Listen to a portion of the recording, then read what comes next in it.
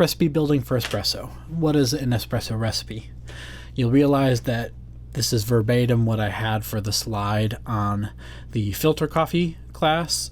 However, what you'll notice in the next slide is we're subtracting one more variable. So if you read the next one, it says dose, beverage mass, brew ratio, grind size, and time are the relevant variables that we'll be tracking to ensure consistency in our espresso service. You'll notice that we're not including the brew weight. This is because if you were to try to measure the brew weight, you'd have to include the water that's suspended in the spent coffee grounds after it, and that would involve a whole long process that we won't really go into, but know that you can calculate that. We just aren't tracking it in this specific methodology. So you have dose, which is the amount of coffee that you're actually brewing. Usually that's dictated by the basket size, so like 19 gram VST baskets or 20 gram VST baskets. Beverage mass is up next, and that is what, like, let's say that you put the scale on the drip tray and you put the espresso demi-taza on the scale and you are measuring. What you're measuring right there is the beverage mass. Brew ratio is the next variable, and that is simply the in to output ratio. So simple examples might be a 1-to-1 for a ristretto, so 20 in, 20 out. Another example might be 2-to-1, 20 in, 40 out. Another example might be 3-to-1, which is a lungo, and that would be 20 in, 60 out. Our espresso recipe is typically around a 1 to 2.25 ratio. If you wonder why that is, we can go into more detail in person and we can explain that for you. Grind size is the next variable. Once again, smaller numbers, finer grind size, bigger numbers, coarser grind size. Think of it in terms of surface area. So when you grind something finer, you're increasing the surface area. When you're doing it coarser, there's less surface area. And that can be represented, surface area at least, by the water through sand or gravel analogy that we touched on previously. Time is highly related to our grind size, and so we're going to kind of put those two together and measure them in conjunction, because when you're brewing coffee, like filter coffee, grind size will impact your overall time.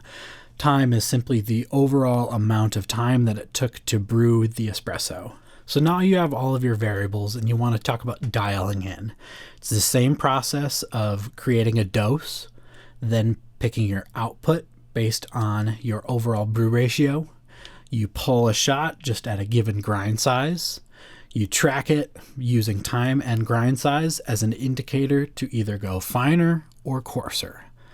This is because we are holding the yield multiple or the brew ratio constant. Now you've identified how to actually dial in, but you don't know how to troubleshoot the system. So the troubleshooting of the system really boils down to 2 points. One is under-extracted espresso, and the other is over-extracted espresso.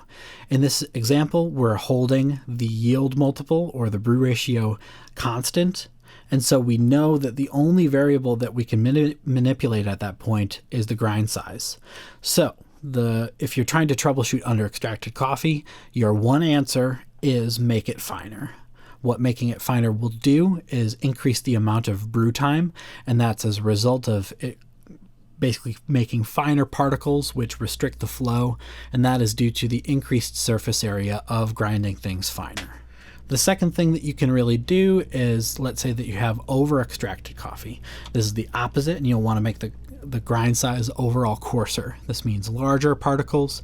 It means that your time is likely too long. So let's say that you're at 40 seconds and you want to go down to 35 seconds or something like that.